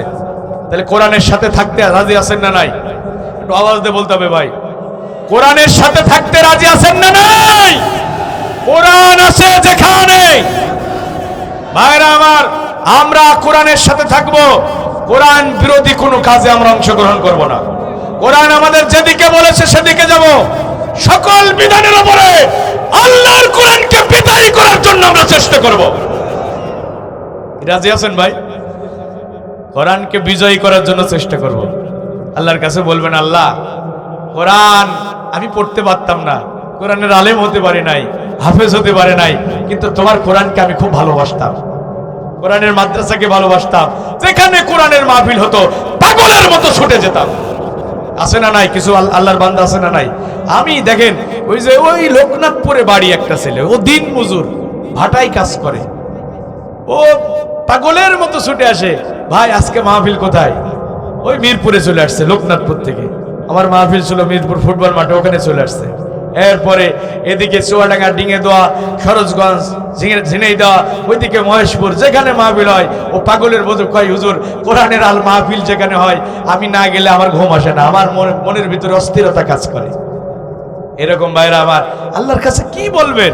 যে আল্লাহ যখন বলবে, এই আমার গোলাম, আমার কোরআনের সাথে কি ব্যবহার করেছিস, তখন আপনি কি বলবেন? আপনি তো কোরআন পড়েন নাই, বোঝেন নাই, জানেন নাই, কোরআনের মাদ্রাসা ভালোবাসেন নাই, মাহফিলে বসেন নাই, কোরআন বিজয়ী হোক এটাও আপনি চান নাই। মানব রচিত মতাদর্শ প্রতিষ্ঠার আন্দোলনে জীবন জৈবন শেষ করে দিলেন। কি জবাবটা দেবেন? কোরআন মামলা করবে হাসরের ময়দানে। হয় কোরআন আপনাকে শাফায়াত করে জান্নাতে নেবে, নাই আপনাকে মামলা দিয়ে জাহান্নামে নেবে। আর আল কোরআন হুজ্জাতুল লাকা আলাইক, কোরআন হয় আপনাকে শাফায়াত করবে, নাই আপনার বিপক্ষে মামলা করবে। দেখেন, তাহলে কোরআনের সাথে থাকতে রাজি আছেন? কোরআন বিজয়ী হোক এটা আপনারা চান? কোরআন বিজয়ী হোক এটা আপনারা চান? আমাদের দেশে কোরআনের শাসন চালু হোক এটাকে আপনারা চান? কোরআন বিজয়ী হওয়ার মানে কি? কোরআন বিজয়ী হওয়ার মানে হলো সকল বিধানের উপরে কার বিধান থাকবে? জোরে বলেন, সকল বিধানের উপরে কার বিধান? আল্লাহর বিধান। মানে আল্লাহর বিধান কি? জোরে বলেন, কালিমাতুল্লাহি হিয়া উলিয়া। সকল বিধানের উপরে আল্লাহর কোরআনের বিধান চালু হোক এটাকে আপনারা চান? কারা কারা চান একটু হাত তুলে আল্লাহকে দেখেন তো। কোরআনের বিধান চালু হোক আমাদের দেশে কারা চান একটু হাত তুলে দেখেন তো। টান টান টান টান, লিল্লাহি তাকবীর। কোরআন হাদিস যেখানে, জোরে বলেন, কোরআন হাদিস যেখানে, আল কোরআনের আলো, আল হাদিসের আলো। হাত নামান, হাত নামান ভাই। শোনেন শোনেন শোনেন, স্বাধীনতার 54 বছরে, স্বাধীনতার 54 বছরে বাংলাদেশে 95% মুসলমান বাস করে। 51% মুসলমান যদি কোরআনের আইনের পক্ষে সমর্থন দিত, এদেশে কোরআনের আইন কেউ ঠেকাতে পারত না। নামাজ পড়ে, রোজা করে, হজ করে, জিকির করে, মসজিদ মাদ্রাসার খেদমত করে, অথচ কোরআনের আইনের কথা বললে চেহারা কালো হয়ে যায়। এরকম কিছু মুসলমান আছে না নাই? কপাল পোড়া মুসলমান, কপাল পোড়া মুসলমান। ওইটা কোরআনের মামলার আসামি হবে, ওইটা কোরআনের মামলার আসামি হবে। কোরআন ওকে ধাক্কাতে ধাক্কাতে জাহান্নামে ফেলবে। ওমান জাআলা খালফা যহরিহি সাকাতহু ইলান নার। কোরআনের শাসন যারা চায় না, কোরআন তাদেরকে ধাক্কাতে ধাক্কাতে জাহান্নামে নিয়ে যাবে। এ ভাই, কোরআনের শাসন চলবে না কেন? এই জমিন কার? আর জোরে বলতে হবে, মুসলমানের মতো বলতে পারেন, জমিন কার? আইন চলবে কার? জমিন আল্লাহর, আইন চলবে ব্রিটেন আমেরিকার। আল্লাহ এটা মানবে? এই বেটা, তোর বাড়িতে চেয়ারম্যানের আইন চলুক, এটা কি তুই মানবি? তোর বউ ছেলে মেয়ে মাতবারের কথা মতো চলবে, এটা কি তুই মানবি? তুমি তো বলবা, আমি গরিব মানুষ হতে পারি, আমার বউ ছেলে মেয়ে আমার কথা মতো চলবে। আমার বাড়িতে যদি চেয়ারম্যানের মাতবারি চলে, আমার বেঁচে থাকার চেয়েও মরে যাই ভালো। তো জমিন আল্লাহ, গোলাম আল্লাহর, আইন চলবে ব্রিটেন আমেরিকার। আল্লাহটা কেমনে মানে? তুমি নামাজ পড়ে এসে আল্লাহর আইনের বিরোধিতা করো, তোমার নামাজের কোনো দরকার আল্লাহর নাই। তুমি রোজা রেখে আল্লাহর কোরআনের শাসনের বিরোধিতা করো, তোমার রোজা তোমার মুখের উপর আল্লাহ ছড়িয়ে মারবে। এই বেটা, তোর সে কি ইবলিসের আমল কম ছিল নাকি? 6 লক্ষ বছর আল্লাহর গোলামি করেছে। কথাগুলো শক্ত ভাষায় বলতে বাধ্য হচ্ছে। 6 লক্ষ বছর আল্লাহর গোলামি করেছে, 30,000 বছর বাইতুল মামুর তাওয়াফ করেছে, 14 হাজার বছর ফেরেশতাদের মজলিসে ওয়াজ করেছে, এত আমল করার পরও একটা হুকুমের নাফরমানি করার কারণে আল্লাহ তাকে অভিশপ্ত কাফের বানিয়ে দিয়েছে। আল্লাহর একটা হুকুম অস্বীকার করেছে, কয়টা? আরে জোরে বলেন না কেন? আদম আলাইহিস সালামকে আনুগত্যের সেজদা দেয় নাই। আল্লাহ বলল, কেন সেজদা দিলি না? আমি তো রব নির্দেশ করেছি। সে যুক্তি খাড়া করলো, খলাকতানি মিন নার খলাকতাহু মিন তিন আনা খৈরুম মিনহু। আগুন দিয়ে সৃষ্টি করেছো, আদমকে মাটি দিয়ে সৃষ্টি করেছো। আগুন প্রজ্বলিত করলে ঊর্ধ্বগামী হয়, মাটি আকাশের দিকে ছুড়ে দিলে নিম্নগামী হয়। আমি আদমের চেয়েও শ্রেষ্ঠ। আল্লাহ চূড়ান্ত রায় ঘোষণা করলো, আবা ওয়াস্তাকবারা ওয়া কানা মিনাল কাফিরিন। বেটা অস্বীকার করেছে, অহংকার করেছে, ঘাড় তেরা করেছে, অভিশপ্ত কাফের হয়ে গেছে। এখন এরকম কিছু ঘাড় তেরা মুসলমান আছে না নাই? কোরআন হাদিসের দলিল দিয়ে বললো ওর ঘাড় সোজা হবে না। আরে কথা বলেন না কেন? এ ভাই, কোরআন হাদিসের দলিল পেশ করলো, কই রাখো বেটা, হুজুররা শুধু ধর্মের নামে রাজনীতি করে। হুজুররা ধর্মের নামে রাজনীতি করে না, হুজুররা কোরআনের রাজনীতি করে। হুজুররা বলতে চায় আলাহুল খালক ওয়াল আমর, আল্লাহর জমিনে কারো বাপ দাদার আইন চলবে না। এখানে আইন চলবে কার? সৃষ্টি যার, আইন চলবে। তো স্বাধীনতার 54 বছরে কি আল্লাহর আইন চালু হয়েছে? কেন হলো না? 95% মুসলমান, আল্লাহর আইন চালু হলো না কেন? কারণ 500 টাকার নোটের কাছে জাতি বিক্রি হয়ে গেছে। 500 টাকার নোট, এক প্যাকেট সিগারেটের কাছে জাতি বিক্রি হয়ে যায়। কথা বলেন না কেন? তুমি জানো না তোমার আল্লাহ দুইটা চোখ দেয় নাই, বিবেক দেয় নাই, তোমার কান দেয় নাই? আল্লাহ কারা কোরআনের শাসন প্রতিষ্ঠার জন্য তোমাকে আহ্বান করে, তুমি তাদের চেনো না? তুমি তো 1 নম্বরে জাহান্নামে যাবে এই কারণে। তোমার বিবেক তুমি নষ্ট করে ফেলেছো। এ ভাই শোনেন, সূরা আরাফ 179 নম্বর আয়াত। জাহান্নামী মানুষের বৈশিষ্ট্য হবে 3টা। আলেম ওলামা থাকলে ভালো হয়। এই কথাগুলো তো আমি কোরআন থেকে বলছি কিনা, এগুলো সত্যায়ন করবে আলেমরা। শোনেন, সূরা আরাফের 179 নম্বর আয়াতে জাহান্নামী মানুষের বৈশিষ্ট্য 3টা বলেছেন আল্লাহ। কয়টা? 1 নম্বরে তাদের বিবেক নষ্ট হয়ে যাবে, কোনটা ভালো কোনটা মন্দ এটা তারা বুঝতে পারবে না। কারা দুর্নীতিবাজ আর কারা আল্লাহওয়ালা তাদেরকে তারা চিনতে পারবে না, বিবেক নষ্ট হয়ে গেছে। 2 নম্বর, চোখ আছে দেখে না, কান আছে শোনে না। এই কান দিয়ে শোনো না? কারা তোমাকে কোরআন প্রতিষ্ঠার জন্য ডাকে? কারা বলে যে আসো আমরা আল্লাহর জমিনে আল্লাহর আইন প্রতিষ্ঠার জন্য চেষ্টা করি? এটা কি তোমার কানে যায় না?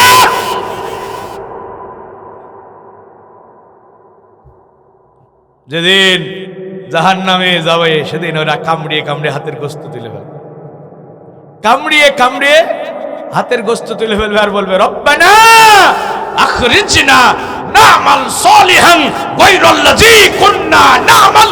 আল্লাহ একবার জাহান্নাম থেকে বের করে দাও। কোরআনের পথে চলতে পারে নাই, ইসলামের পথে চলতে পারে নাই, বিরোধিতা করেছে দুনিয়ার মোহে পড়ে। আল্লাহ আর এই ভুল কাজ করব না।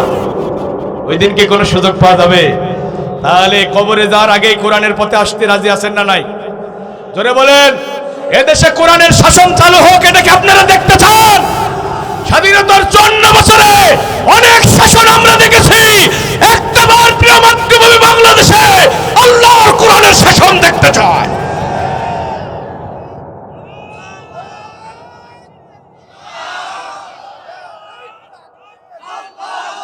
তো জোরে সরে তাকবীর দেন, লিল্লাহে তাকবীর, লিল্লাহে তাকবীর।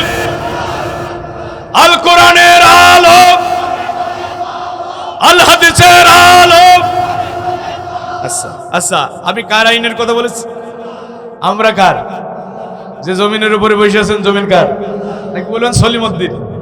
সলিমউদ্দিনের কাছে তো আমানত, প্রকৃত মালিক কে? ধরে বলেন, লিল্লাহি মা ফিস সামাওয়াতি ওয়া মা ফিল আরদ। আকাশ আর জমিনের মালিক কে? এই ভাই, আমাদের মালিক, জমিনের মালিক, এটার মালিক। তানজিলুম মির রাব্বিল আলামিন। এটা নাজিল হয়েছে কার পক্ষ থেকে? আমাদের মালিক আল্লাহ, জমিনের মালিক আল্লাহ, কোরআনের মালিক আল্লাহ। আল্লাহর জমিনে আল্লাহর বান্দাদের মাঝে আল্লাহর কোরআনের শাসন চলবে। আমি আবারও বলছি, আওয়ামী লীগ, বিএনপি, জামাত ইসলামী, চরমোনা, জাসদ, বাসদ, আট্রসি, ফুরফুরা, দেনবাগি, হাটহাজারি, আজানগাছি, তবলিগ জামাত, সবাইকে আমি আহ্বান করছি, কথাগুলো কান দিয়ে শোনো, মা বোনেরা শোনো। জমিন আল্লাহর, বান্দা আল্লাহর, কোরআন আল্লাহর। আল্লাহর জমিনে আল্লাহর বান্দাদের মাঝে আল্লাহর কোরআনের শাসন চলবে। আল্লাহর বান্দারা কি বিরোধিতা করতে পারে? আর বিরোধিতা করলে কি ঈমান থাকে? কাফের হয়ে যাবে। কোরআনের শাসন যারা চায় না তারা কাফের। এইটা আমি রাজধানী ঢাকাতে বলেছি। আওয়ামী লীগ 15-16 বছর ক্ষমতায় ছিল, জুলুম নির্যাতনের স্টিম রোলার চালিয়েছে, আমাদের মাহফিলে উঠতে দেয় নাই। আমাদের মাহফিলে 144 জারি করেছে। আল্লাহর কসম, আপোষ করি নাই, নীতি পরিবর্তন করি নাই। 2টা দাওয়াত পাওয়ার জন্য বক্তৃতা চেঞ্জ করি নাই। তখনও বলেছি, এখনো বলছি, যতদিন আল্লাহ হায়াতে বাঁচিয়ে রাখবে বলেই যাব, কোরআনের শাসন যারা চায় না তারা কাফের, মুশরিক। আমার এই চ্যালেঞ্জ যদি কোনো মুফতি মুহাদ্দিস গ্রহণ করতে পারে, জীবনে আর বক্তৃতা করব না। কারণ এটা কোনো মুফতির ফতোয়া না, এটা দুনিয়ার মাদ্রাসায় পড়া মুফতির ফতোয়া না। এই ফতোয়া দিয়েছে কে? আরে জোরে বলেন না কেন? এই ফতোয়ার এই রায় কেউ পরিবর্তন করতে পারবে না। এই রায় দিয়েছে কে? ওয়ালাউ কারিহাল মুশরিকুন ওয়ালাউ কারিহাল কাফিরুন। কাফিররা চাইবে না কোরআনের শাসন চালু হোক, মুশরিকরাও চাইবে না কোরআনের শাসন চালু হোক। আমি সুতাইলের মুসলমান, এই মাহফিলে যারা এসেছেন নারী পুরুষকে জান বলতে চাই, আপনারা কি কাফের মুশরিক হয়ে কবরে যেতে চান? জোরে বলেন। আপনারা কি বেঈমান হয়ে চিরস্থায়ী জাহান্নামী হতে চান? মরণের সময় কি ফেরেশতাদের পিটুনি খেতে চান? তাহলে কোরআনের শাসন প্রতিষ্ঠার জন্য চেষ্টা করা লাগবে। কোরআনের মাদ্রাসা ভালোবাসা লাগবে, কোরআনের মাহফিলে বসা লাগবে, কোরআনের জ্ঞান অর্জন করার চেষ্টা করা লাগবে, কোরআনের আলেমদের সংস্পর্শে থাকা লাগবে। কি রাজি আছেন? নাকি চার দোকানে সময় শেষ করে দেবেন? সারাদিন কাজ করবেন আর চার দোকানে বসে চা খাবেন, সিগারেট খাবেন, বাড়ি যাই ঘুমাবেন। আল্লাহ কি এই জন্য আপনারা দুনিয়ায় পাঠাইছে? আরে কপাল পোড়া মুসলমান, আল্লাহ কেন দুনিয়ায় পাঠালো সেটাই সে বুঝলো না। খাবো ওই সারাদিন। আমাদের এলাকার মানুষের কাজ কি? সকাল হওয়ার আগেই মাঠে চলে যাবে, এরপরে খাওয়া দাওয়া অনেকে মাঠেই করে। মাঠে কাজ কাম শেষে এসে একটু চার দোকানে বসবে, বিড়ি সিগারেট খাবে, গল্প করবে, বাড়ি এসে ঘুমাই পড়বে। এই জন্য আল্লাহর সৃষ্টি করছে। আল্লাহ তোমার এই জন্য দুনিয়ায় পাঠাইছে। ইন্নী জাইলুন ফিল আরদি খলিফা। তুমি না আল্লাহর খলিফা? তুমি কার খলিফা? তা আল্লাহর খলিফার কাজ কি? আল্লাহর বিধান নিজে মেনে চলবে, আল্লাহর বিধান অনুযায়ী সমাজ রাষ্ট্র পরিচালনা করবে। আল্লাহর বিধান কি আমাদের দেশে চালু আছে? তাহলে এবার আমরা আল্লাহর বিধান দেখতে চাই। যারা চায় না তারা কাফের, যারা চায় না তারা মুশরিক, সে নারী হোক আর পুরুষ হোক। আপনি বলবেন হাসান আল মামুন বলে গেছে, আমার কথাটা শুনেন। হাসান আল মামুন বলে গেছে যারা কোরআনের শাসন চায় না তারা কাফের, মুশরিক। তাদের নামাজ, রোজা, হজ, যাকাত, ইবাদত, বন্দেগী কিছু আল্লাহর দরবারে কবুল হবে না। তারা জাহান্নামে যাবে, চিরস্থায়ী জাহান্নামে থাকবে। আপনি যদি সাধারণ কবিরা গুনাহ করে মরে যান, জাহান্নামে গেলে আবার জান্নাতে যেতে পারবেন যদি ঈমান ঠিক থাকে। কিন্তু কোরআনের শাসনের বিরোধিতা করলে ঈমান আমল দুইটাই বাতিল হয়ে যাবে। জাহান্নামে ঢুকবে, কোনোদিন আর বের হতে পারবে না, চিরস্থায়ী জাহান্নামে। এখন আপনি সিদ্ধান্ত নেন, আপনি বিরোধিতা করে কবরে যাবেন নাকি কোরআনের রাজ কায়েমের জন্য চেষ্টা করে কবরে যাবেন? কি বিরোধিতা করবেন? তাহলে কোরআন আছে যেখানে, সবাই জোরে জোরে আল্লাহকে জানিয়ে দেন। আর কয়দিন পরে মিছিল করবেন না? হ্যাঁ, হয় ধানের শীষের করবেন, নাই কি দাড়িপাল্লার করবেন, না হলে কি ওই এনসিপির মার্কা কি শাপলা মার্কা, নাই যে কোনো একটা মার্কার তো মিছিল করবেন। তা একটু আমরা একটু মাহফিল থেকে কোরআনের পক্ষে মিছিল করি। কোরআন আছে যেখানে, আল্লাহ রাসূল যেখানে, মাদ্রাসা আছে যেখানে, মসজিদ আছে যেখানে, জানতো জান মসজিদে জানতো, ওই যে আমরা যাই মসজিদে যাই আমরা এখন, ওই যে মৌসুমে যাই, কেউ বছরে 2 বার, হ্যাঁ, কেউ সপ্তাহে 1 বার, হ্যাঁ, আর কেউ রমজান মাসে যায়। সারা বছরে পাওয়া যায় না, রমজান মাসে পাওয়া যায়। আবার সারা বছরে পাওয়া যায় না, 2 ঈদে পাওয়া যায়। সারা সপ্তাহে পাওয়া যায় না, শুক্রবারে পাওয়া যায়। যাই সবার শেষে, বের হয় সবার আগে। যাই সবার শেষে, বের হয় সবার। এইভাবে থাকবেন মসজিদের সাথে? না বলেন এইভাবে থাকবেন? না 5 ওয়াক্ত সালাত আমরা জামাতের সাথে আদায় করার চেষ্টা করব ওই 7 ব্যক্তি আল্লাহর আরশে ছায়া ঠাঁই পাবে। তার মধ্যে ওই ব্যক্তি কলবুহুম মুআল্লাকুন ফিল মাসাজিদ, বুখারী মুসলিমের হাদিস মুত্তাফিকুন আলাই, যে যার অন্তরটা মসজিদের সাথে লটকানো থাকে, ফজর পড়ে জোহরের জন্য অপেক্ষা করে, আবার জোহর পড়ে আসরের জন্য প্রতীক্ষায় থাকে, মাঠে কাজ করে কিন্তু মসজিদে থাকে তার হৃদয়। হ্যাঁ, আল্লাহ রাসূল বলছে এই ব্যক্তিকে আল্লাহ আরশে ছায়া ঠাঁই দেবে। সুবহানাল্লাহ বলবেন না? আরো জোরে বলেন সুবহানাল্লাহ। এই সালাত আমরা আদায় করব কতদিন? হাত্তা ইয়াতিয়াকাল ইয়াকিন, মৃত্যু আসার আগ পর্যন্ত আমরা সালাত ছাড়ব না। এই কোরআনের সাথে থাকব কতদিন? মৃত্যু আসার আগ পর্যন্ত আমরা কোরআনের সাথে থাকব। কোটি টাকা দিয়েও আমাদের এখান থেকে কেউ বিচ্ছিন্ন করতে পারবে না। মেশিন গানের বুলেট চালিয়েও আমাদের কোরআন থেকে কেউ দূরে সরাতে পারবে না। ভয় দেখিয়ে, হুমকি দেখিয়ে আমাদের এখান থেকে কেউ দূরে সরাতে পারবে না। আমরা এই পথে চলবো। এই পথে জেলখানায় যেতে হলে এই পথে চলতে গিয়ে যদি জেলে যেতে হয় জেলখানায় যাব। যদি মেশিন গানের বুলেট বুক ঝাঁঝরা করে দেয়, বুলেটের সামনে মাথা উঁচু করে দাঁড়িয়ে যাব। ফাঁসির মঞ্চে ঝুলতে হলে ফাঁসির মঞ্চে দাঁড়িয়ে হাসতে হাসতে জীবনের জয়গান গাইব। কোরআন থেকে কেউ আমাদের বিচ্ছিন্ন করতে পারবে না।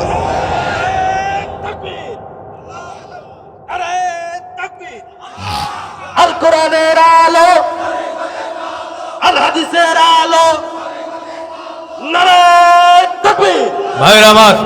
ভাইরা আমার, তাহলে কোরআনের জ্ঞান ছোট বাচ্চাদেরকে, সবার বুকে যদি কোরআন থাকে, মেয়েরা যদি কোরআন বোঝে, ইসলাম বোঝে, ছেলেরা যদি কোরআন বোঝে, ইসলাম বোঝে, বলেন তো দাম্পত্য জীবন সুখের হবে না অশান্তির হবে?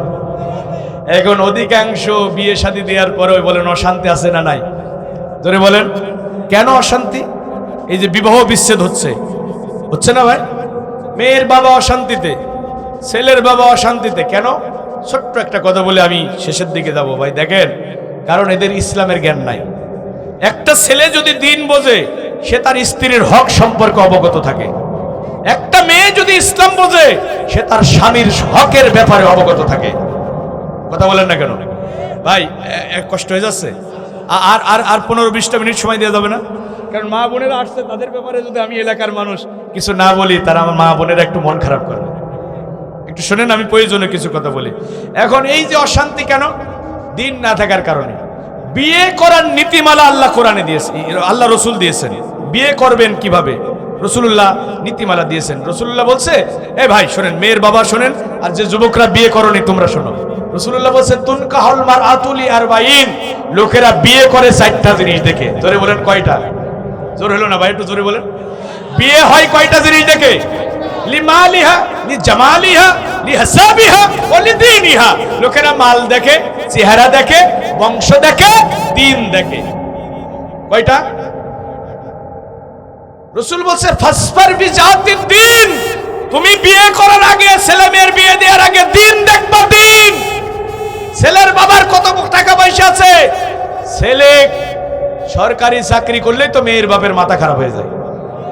অনেক অনেক ইসলামী আন্দোলনের দায়িত্বশীলরা আমাদের কয়, হুজুর সারা দেশে তো ওয়াজ করে বেড়ান, তো আমার মেয়েটার বিয়ে দেওয়া দরকার, একটা সরকারি চাকরিজীবী ছেলে দেখেন তো। রাসূল কি সরকারি চাকরিজীবী দেখতে বলছে না দিন দেখতে বলছে? আরে জোরে বলেন না কেন? ছেলে যদি সরকারি চাকরিজীবী হয়, মাথায় যদি চুল নাও থাকে, ভুড়ি মোটা, বয়স 50, এদিকে দেখার টাইম নাই, 20 বছরের তরুণীকে ওই টেকো ছেলের হাতে তুলে দেবে। অথচ কত শত যুবক এতিমের মতো ঘুরে বেড়াচ্ছে। এ ভাই, বাস্তবতা তাই কিনা? আমার আবরারুল হক আসিফ ভাই এই ব্যাপারে আবার ভালো ওয়াজ করতে পারে, আমি আবার এত রং সং দিয়ে কথা বলতে পারি না। ভাই ভালো করে শোনেন, এখন ওই যে সরকারি চাকরিজীবী দেখে ছেলের বাপের ইট ভাটা আছে, মাঠে 100 বিঘা জমি আছে, এই দেখে পাগল হয়ে মেয়েরে তুলে দিলেন। এখন ছেলে তো নেশা করে, ও মদ খায়ে মাতাল হয়ে রাতের বেলা বাড়ি এসে বউরে বলবে, মা তাড়াতাড়ি দরজা খোলো। বউরে বলবে মা। আরে কথা বলেন না কেন? ওই মদখোর, নেশাখোর, মাতাল ছেলের কাছে তোমার মেয়ে জীবনেও শান্তি পাবে না। এজন্য বিয়ে দেওয়ার আগে সবার আগে দেখো ছেলের ভিতরে দিন আছে কিনা, সে মসজিদে কয় ওয়াক্ত নামাজ পড়ে, সে কাদের সাথে চলে, সে বিড়ি সিগারেট খায় কিনা, সে কোরআনের পথে চলে কিনা, কোরআনের আন্দোলন করে কিনা। ছেলের কিচ্ছু নাই, ছেলে নামাজি কুরআন আলা, ওই ছেলের হাতে তুমি মেয়েকে তুলে দাও, মেয়ে সুখে থাকবে, নিরাপদে থাকবে। আমি এক চ্যালেঞ্জ ছুড়ে দিলাম, যে আল্লাহর বান্দা মসজিদে গিয়ে আল্লাহর সিজদা দেয়, যার মাথা রবের কদমে নত হয়, তার দুনিয়াতে রিজিকের অভাব হতে পারে না। দিনদার ছেলে দেখে বিয়ে দাও। আর যুবকের এখন বিয়ে করার সময় কি দেখে, মেয়ে ড্রেস আপটা একটু শাবনুরের মতো কিনা, পরিমণির মতো কিনা, চুলের কাটিংটা ওই যে কি কিরণমালার মতো কিনা। এখন তুমি বিয়ে করবা পরিমণির মতো ড্রেস আপ দেখে, এরপরে কিরণমালা চুলের কাটিং দেখে বিয়ে করবা, ওই বউ তোমার খেদমত করবে, তুমি ভাবলে কি করে? ওরে আমার হাবা যাবা, ওই মুখে বাতাসা খাবা। মায়েরা শোনো, মায়েরা শোনো, রাসূলুল্লাহ বলছেন, আলা উখবিরুকুম মিন আহলিল জান্নাহ, আমার সাহাবীরা, আমি কি তোমাদের জান্নাতি মানুষের পরিচয় বলে দেব? ওয়া নিসাউকুম মিন আহলিল জান্নাহ, মেয়েরা কান লাগাও, আমার মায়েরা, আমার বোনেরা কান লাগাও, আমি তোমাদের সন্তান। আমরা আলেম হই, হাফেজ হই, হাজী হই, গাজী হই, পীর হই, দরবেশ হই, আমাদের পায়ের নিচে জুতা, আর তোমাদের পায়ের নিচে সারা দুনিয়ার পুরুষের জান্নাত আল্লাহ রেখে দিয়েছে। ওই পায়ের উপরে হাত রেখে আমি বলছি, মা শোনো, তোমরা নবী হতে পারো নাই, কিন্তু বিশ্ব নবীর মতো মহামানব তোমরাই পেটে ধরেছ। তোমরা নবী হতে পারো নাই, কিন্তু আবু বকর, ওমর, উসমানের মতো দুনিয়া থেকে জান্নাতের সুসংবাদ প্রাপ্ত সাহাবীদেরকে তোমরাই পেটে ধরেছ। তোমাদের পেটে এখন আর ওমর, উসমান আসে না, তোমাদের পেটে এখন আর মোহাম্মদ বিন কাসেমের জন্ম হয় না, তোমাদের পেটে এখন আর তারেক বিন জিহাদের মতো মুজাহিদ জন্ম হয় না, তোমাদের পেটে এখন আর সালাউদ্দিন আইয়ুবের মতো রাহাবার আসে না, তোমাদের পেট থেকে এখন বের হয় ডিপ জল। খাইছি তোরে নাকি? শোনো মা, রাসূলুল্লাহ বলছে, ওয়া নিসাউকুম মিন আহলিল জান্নাহ, কোন মেয়েরা জান্নাতে যাবে আমি তাদের পরিচয় বলে দিচ্ছি। রাসূল বলছেন, আমি বলবো?